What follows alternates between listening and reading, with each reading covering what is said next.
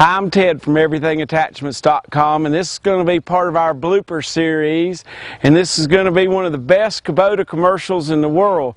We just took this little bitty 32 horsepower Kubota tractor with no fluid in the tires, four-wheel drive, and pulled this 7,000 pound skid steer, still with a 1,500 pound palm tree in the grapple, back up over the wall. I can't believe the little tractor did it. Hoorah for Kubota.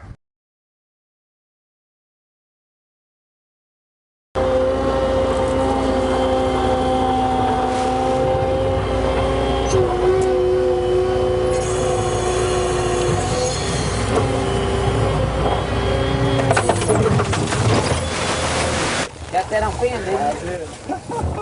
Damn, man. Look, he's still keeping it going. Gotta get out of it before the hydraulic leak down. Yeah.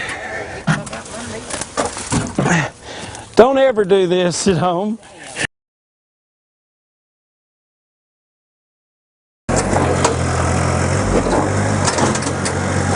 You almost...